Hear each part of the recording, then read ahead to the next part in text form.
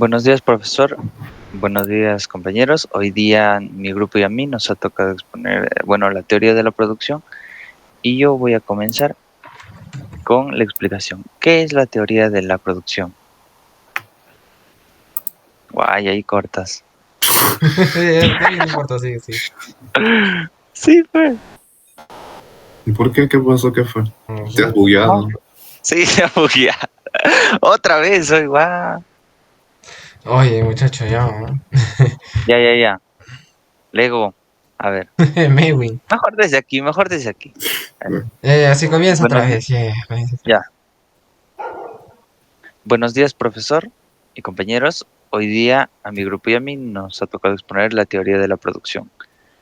La teoría de producción o teoría del productor es más que nada el estudio de la forma en que pueden combinarse todos los factores productivos de forma eficiente para la obtención de nuevos productos o bienes. Estos productos son destinados a un consumo final y utilizados en otro proceso productivo, llamados también insumos.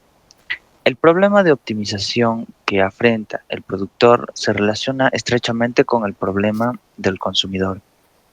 En el caso del consumidor, este trata de maximizar la utilidad del producto, dado su presupuesto o el incremento de sus ganancias o de su ingreso. En caso del productor, este trata de maximizar la función de beneficios y restringe tanto al comprador para que éste no saque tanto la utilidad de todos los productos, porque esto significaría que el productor caiga en bancarrota. En un principio, que los precios de los factores productivos estén dados tanto en el mercado para el productor, tanto como para el comprador. Y este es el problema de la producción que atraviesa tanto el filtro de los anteriormente ya dichos planteados. Desde el punto de vista técnico, por el cual solo se eligen los procesos eficientes, más tecnológicos y de carácter económico, por el cual se elige un proceso productivo de menor coste. También los tipos de insumos.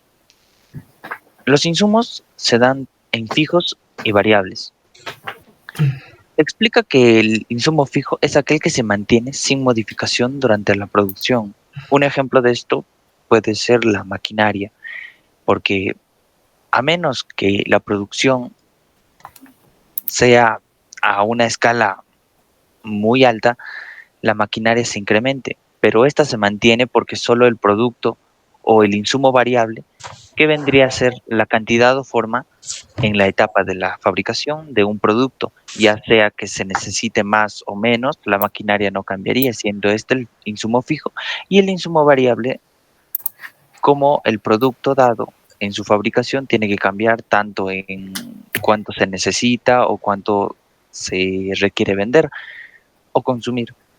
También se dan los insumos divisibles e indivisibles. Los divisibles son los recursos que se puedan fraccionar sin afectar la producción de bienes, como por ejemplo la tierra. En cambio, los indivisibles hacen referencia a los factores que no pueden dividirse, como por ejemplo la tecnología y toda su infraestructura. También se dividen los insumos versátiles y los específicos. Los versátiles son,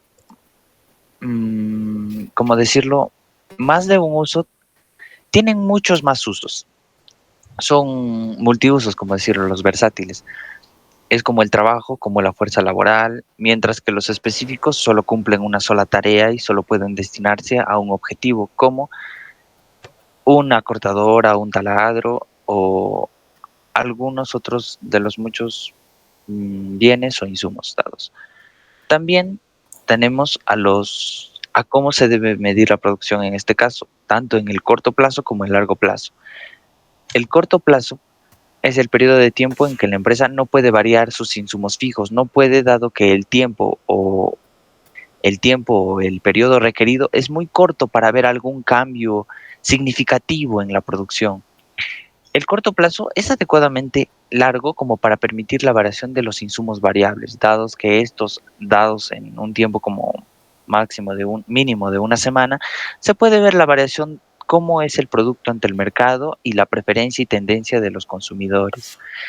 En cambio, el largo plazo es un periodo de tiempo necesario para que todos los factores dado los variables y mucho más los fijos, se vuelvan variables, ya que en un largo periodo se puede analizar y se puede comprender cómo el bien, tanto como la fabricación de este, puede cambiar debido a la preferencia de los consumidores. Le paso a mi compañero. Ujú. A continuación, bueno, voy a hablar sobre la ley de los rendimientos decrecientes. Es un concepto clave en la teoría económica y en la producción. Se refiere a una situación en la que en la que al aumentar la cantidad de un insumo variable como el trabajo, pues manteniendo constantes los otros insumos, como el capital, llega a un punto en que la tasa de aumento de la producción empieza a disminuir. Para comprender mejor lo que significa esta ley, aquí tengo un ejemplo muy conocido que es el de los panaderos y el horno.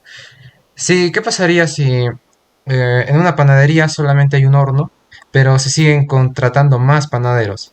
En un principio tal vez digo, cocinen, horneen más panes de lo que más panes que antes, pero llegará un momento en el que los panaderos van a competir entre ellos, todo para llegar a utilizar el horno.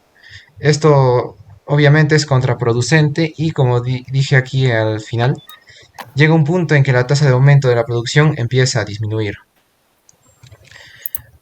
Prosiguiendo, otro concepto muy interesante e importante es la utilización de insumos en en la producción. Este, esta actividad implica tomar decisiones sobre la combinación de trabajo, capital y materias primas, todo con el fin de lograr una producción más eficiente. Entre sus dos principios más importantes está la optimización, que tiene como objetivo encontrar la combinación que maximice la producción al menor costo.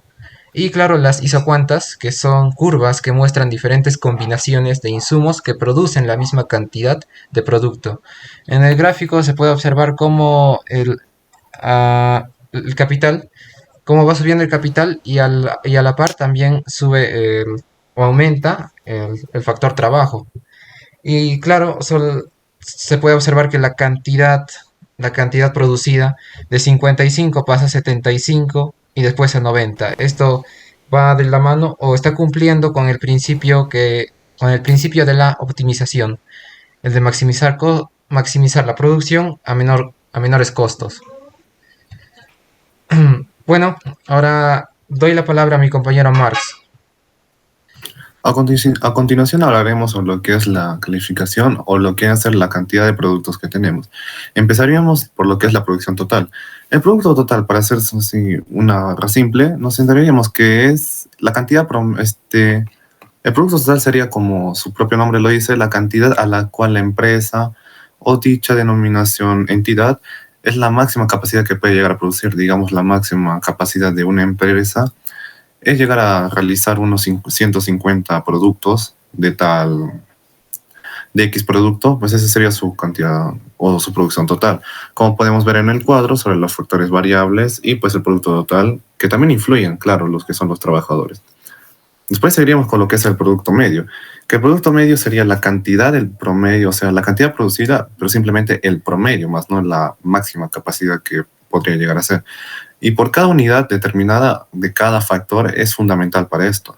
Por ejemplo, si hablamos del factor trabajo, el producto medio sería el promedio producido por cada trabajador, digamos, qué es lo que produce cada trabajador en consideración a su trabajo. Esto permite de cierta manera medir la productividad que hay entre los trabajadores y la empresa, y de tal manera para ver si conviene o no aumentar, por ejemplo, el número de trabajadores o simplemente dejarlo tal como está, ya que hay veces que no suele ser muy conveniente tener más trabajadores.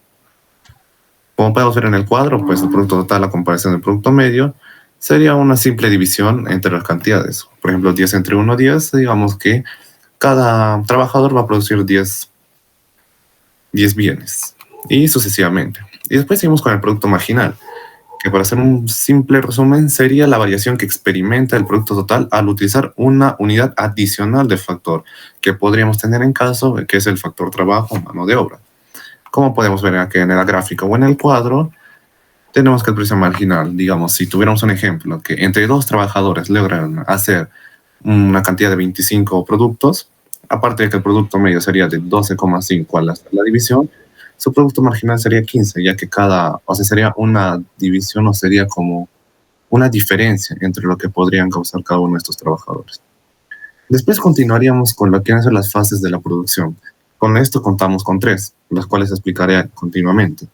Primero, iniciamos con la adquisición de materias primas. Como su propio nombre lo dice, la empresa primero necesita de materias primas y antes de eso también recurre a lo que son la materia bruta, de la cual de esa materia bruta llegarán a producir las que es las materias primas para poder realizar sus productos y de cierta manera vender.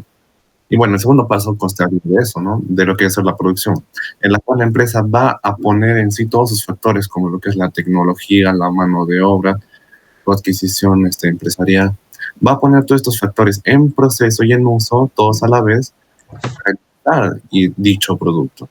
Y después seguiremos con la adaptación del producto, que en esto entran factores como lo que son los gustos, los cambios climáticos, las temporadas, depende del producto y también depende a la cantidad de clientes y a la clase social a la cual se refiere la empresa. Eso sería todo, profesor, por la exposición. Muchas gracias.